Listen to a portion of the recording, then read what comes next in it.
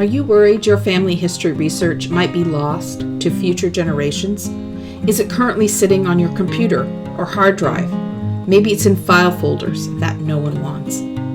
We are Lynn and Danette.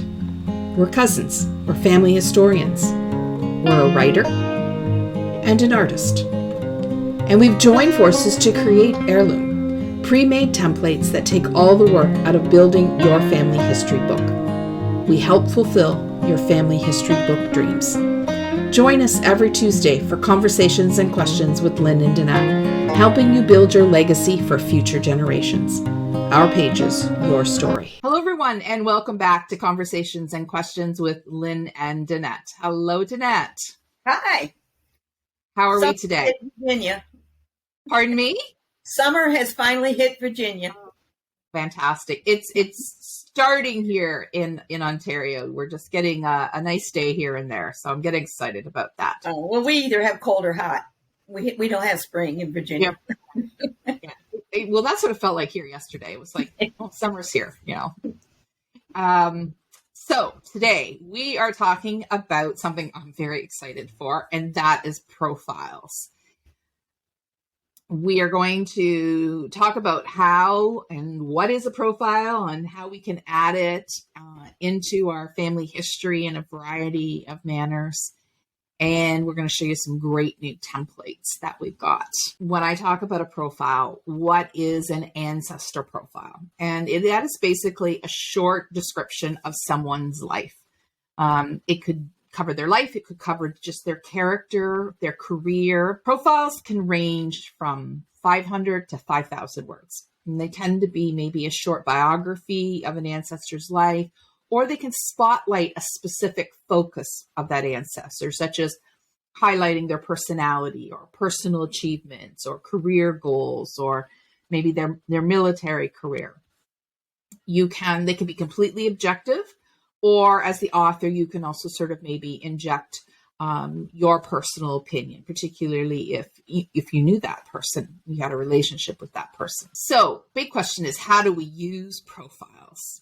And first of all, you can put profiles, create a number of profiles for your ancestors, and then just put them all together in a book if you'd like. They are great as part of an heirloom book. So if in an heirloom book, if you have this, you might have your stories, but you might want to interject some standalone profiles within those, amongst the stories, for those one-off ancestors that maybe aren't part of the stories, but they did something and you really want your readers to know about that. So in our case, when we did our family history book, we did one for a great uncle of ours who died at Passchendaele. And so he was an uncle to our grandmother. So we thought it was really important to honor him by doing a profile within the book. Right. Yeah. Even though we don't descend directly from him. So profiles are also great if you've got a blog, if you're writing a family blog or a genealogy blog, they're great for that. They're great for Facebook groups, or if you have a family website. I was going to say a little something for family. Absolutely. Like if you're going to a family reunion, it's great you can print them off as little PDFs and hand them out if you like, or you can just email them digitally if you don't want to print them. Profiles I've also found too, it's something I often tell my writers, is they're a great place to start if you're not sure if there's a larger story there.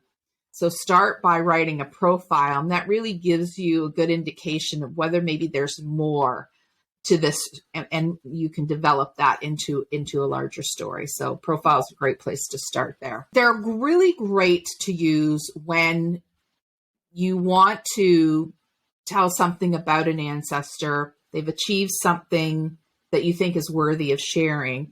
And maybe though you have gaps in your research, so you can't really tell a whole life, but maybe it's just to focus on 1, 2, 3 years of their life, maybe those immigrant years. Or their one particular aspect that you want to focus in on. So you can't tell a whole, biography of their life, but that's okay. Just focus in on what you have. We also we sort of have two different profiles that we've created. Our pages, our template pages. So these are profiles that you'll put within your family history book. We've also created research summary profiles. And these are profiles that you can put into your genealogy binders, that you can put in your files, sort of be exactly that, a summary of all the information that you have about your ancestors. But they're very pretty. You know, it's not just a text document. It's really nice. So it's great, sort of like a cover page to all the supporting document behind it. And again, something really easy that you could just print out and share if someone were to inquire about that particular ancestor. You want to share that information. Or you just print it out and put it in your binder, or however you keep your notes. Yeah, whether it's a paper binder or whether it's even a digital binder. Like if I have both. They mimic each other. So what I would do is, like, if I have an archival box with, everything about Adam Kowalski in it, then I would print this off and put it on the top of my box with all my supporting documents underneath. But I also would put a digital copy in my computer file on him as well. It's just a nice way to make all that information really easy and accessible. Okay, so with that being said, let's take a look at some of these great profiles. So we're going to jump over now. And first, we're going to start with our book pages, our profiles that we can put within our Heirloom book. Okay, so let's take a look at some of these lovely profile pages that Danette has created for us to put into our Heirloom book. And these pages are simply for your relatives that you don't have that much information about, but you have the basic bare bone facts. When they were born, when they died, when they got married.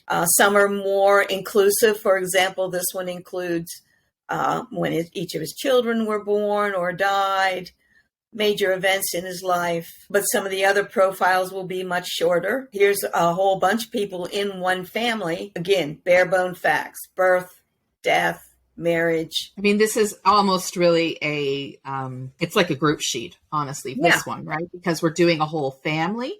Exactly. Yeah. Exactly. Has maybe a tad more information than a group sheet, but basically that's what it is. Yeah.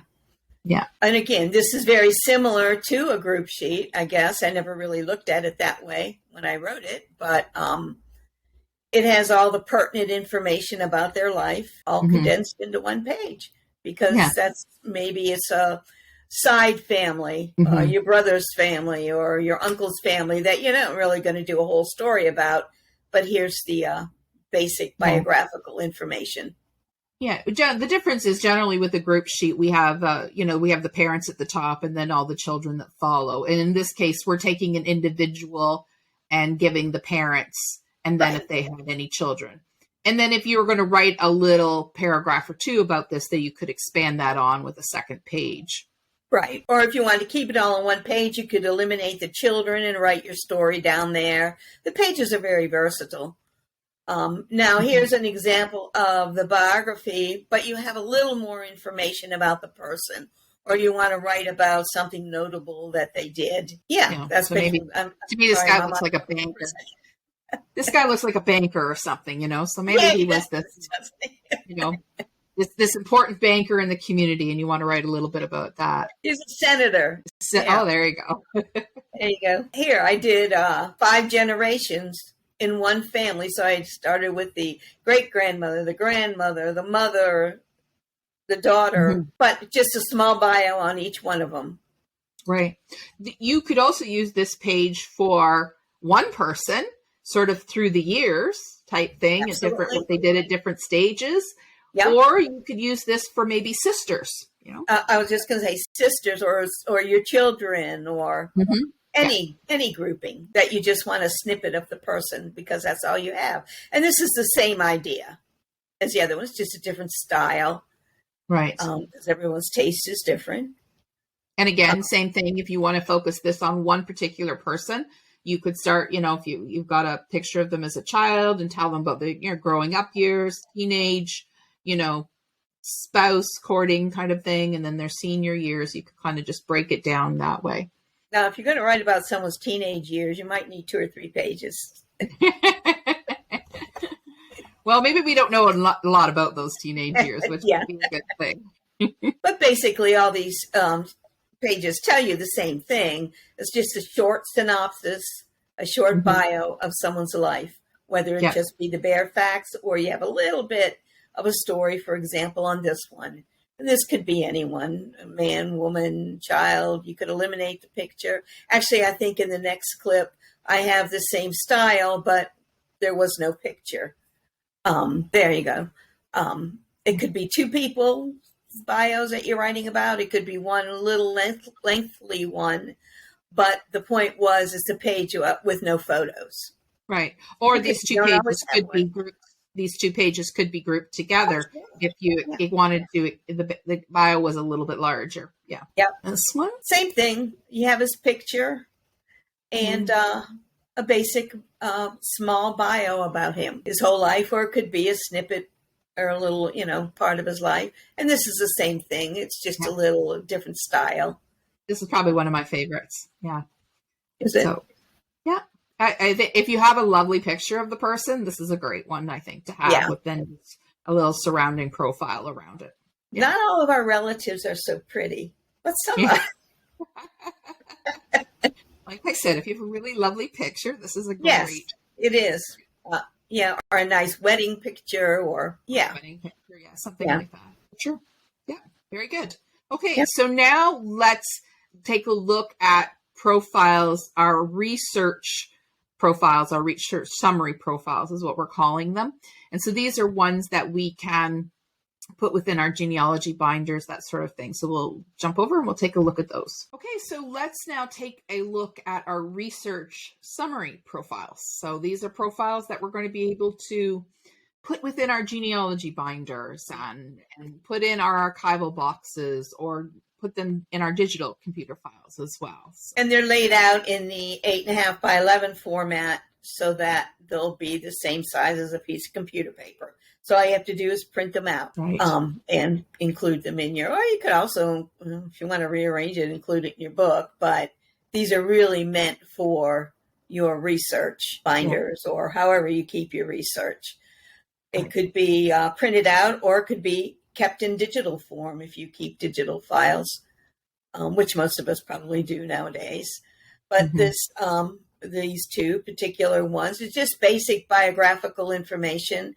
But at the bottom, there's a little space for your own information, such as where'd you get the info from? Just little personal notes to yourself, as you may have. Yeah, if you're a genealogist and you've written this profile, then this is a place to put your information, particularly if you're handing it out to someone and you want to know, you want that person to be able to know that it was you that wrote it and where to come back, to for that information. Just a little bit of a copyright type thing. Right. But it could also be your own personal notes. Oh, absolutely. Yeah. To remind yourself, I got this information from great grandma, or I got this information from a book that Lynn and Danette wrote. Right. You want to put a few footnotes or citations down on the bottom. Absolutely. You can do that. To refresh your own memory. Same thing. It's a little bit more information besides the basic. Yeah. So if you want to expand it, even though they're kind of meant to be a research summary profile, you certainly can still do a write-up, and it doesn't need to be just a single page. It can be a couple pages as well. But not a whole book. Not a whole book. It's not a book. And this is the same thing, bio information and a little bit of a story or whatever you want to call it. It's just a little different style. Because there's nothing that says your research notes have to be boring looking. Oh, I jumped over one there. There you go. That's okay. It's the same idea. It's just done with a little bit of color, which you can get rid of the color if you're just going to print it out. Yeah, you can change that color to whatever suits your personality. Absolutely. You slip your photo in, and there's your facts: parents, siblings, children. So very easy to fill out. Very quick to fill out. They won't take you a lot of time to complete. Right. But think about what I like about these is that if you're passing on your genealogy boxes to the next generation, these are great to have because they may not take the time to go through all those files. But if you've got a nice little profile like this printed out on the top of your box or in your file folder, then nice and concise. Yeah. Nice and concise. This is easy for them to digest, and they're not going to less likely to throw it out. What? Yeah, Throw it someone away. will do that. If you're It going to do just- that, bury it it with just- me. Yeah, it just adds a little bit of importance to the stuff in the box, right? This is That's about true. this That's person, true. right? It's really That's screaming. true. You're less likely to everything in throw here. this away than you are scraps of Mhm. paper. Which Scraps is of one paper, of my somebody's handwritten notes on a piece of paper. Someone's gonna look at that, go whatever, But this is like, oh, well, this is interesting, right? Everything's all must be important. must be important. Absolutely, yeah. So lots of different styles here. Change the colors, fonts to whatever you'd like. But I think they're a fantastic way to highlight the ancestors in your research and just insert them into your files. So you've got that nice little profile sitting there on top with all your supporting documents underneath. Right. I love this. And having that picture there too helps. Absolutely. It puts a face to all those documents in the text that somebody's going to open that box and say, oh, look, okay, we've got a bunch of papers. Well, we've got this picture of the person on the front. Right away we go, okay, well, this was someone who lived. This is someone's life. And then again, this is a second page, so you could expand that profile into 2 pages if need be. And it's not just for the person who may find it when you're gone. It's also for yourself. It keeps things in a nice, organized manner. Yeah, particularly, absolutely. Makes your notes look nice. We have so many ancestors in our family tree. And so sometimes like someone will ask me about a particular ancestor. And it's like, I have to go refresh my memory. So this is just a great way to be able to pull that out and refresh my memory or print it off and share it with them. Yeah, that is one nice thing about it. It's easy to just print it right off. So we're hoping genealogists will embrace these. They're very easy to fill in. The templates, just like all our other templates, they go into Heirloom, you get them through Heirloom, but you will fill in the information using the Canva software, and all the profiles are built using the basic free Canva. So you do not need Canva Pro. You don't need to purchase their software. You're just going to use their free basic to fill these in. So we wanted to make it accessible to all genealogists to be able to use these really simply. All right. And that is it for profiles. And profile summary sheets. And research summary sheets, I should say. So hopefully you guys are excited about that, about using these profiles in your genealogy research or in your Heirloom book. And I'll also mention that coinciding with this video will be the release of these profiles into Heirloom. And I also have coming, probably in a few weeks' time, we have a profile writing course that we're going to be releasing as well. So stay tuned for information on that. So it's all things profiles. So that's it for today. Yep. Make sure you subscribe and give us some love. Like this video. Share with your other genealogy friends so they can see all about these profiles and make use of these great templates. And we'll see you back here next week. Yeah. See you guys next week.